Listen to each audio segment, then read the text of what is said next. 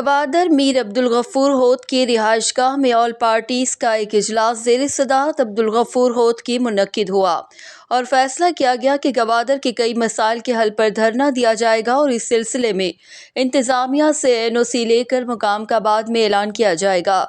گوادر کے نوجوان بے روزگاری کے شکار ہیں۔ ان کے مسائل کے حل کے لیے اور پارٹیز کے ساتھ مل کر ایک دھرنا دے کر گوادر کے عوام کے مسائل کے حل کی خاطر آج کا یہ اجلاس بلایا گیا ہے اور مندرجہ ذیل مسائل سامنے آئے ہیں، ان کے حل کے لیے دھرنا ناگزیر قرار دیا گیا ہے۔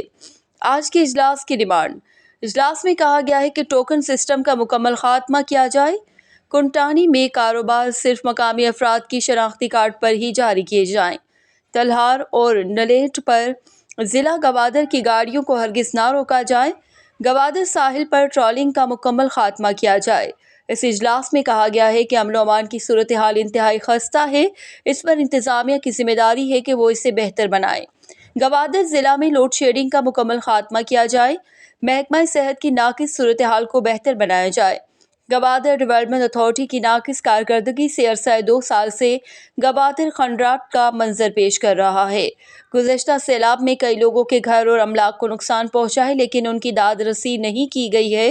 محکمہ صحت کی کارکردگی سوالیہ نشان بن گئی ہے۔ 1 ارب بجٹ منظور ہونے کے باوجود سہولیات کا فقدان ہے۔ انہوں نے اجلاس میں شرکاء پر زور دیا ہے کہ وہ متحد ہو کر مسائل کے حل تک اپنے اتحاد کو مضبوط اور برقرار رکھیں۔ اس اجلاس میں بلوچستان نیشنل پارٹی کے رہنما ماجد سہرابی اور شیخ مختار نیشنل پارٹی کے رہنماؤں میں آدم قادر بخش، مجید عبداللہ، فیض نگوری، ولید مجید اور ناگمان عبدل، BNP عوامی کے رہنما ایڈوکیٹ سعید فیض، مسلم لیگ نون کے رہنماؤں میں شاہد اسحاق اور عثمان کلمتی، عوامی رہنما مولا بخش مجاہد، پیپلز پارٹی کے یوسف فریادی اور سربندن کے اقبال حمل اور دیگر نے اپنے اپنے خیالات کا اظہار کیا۔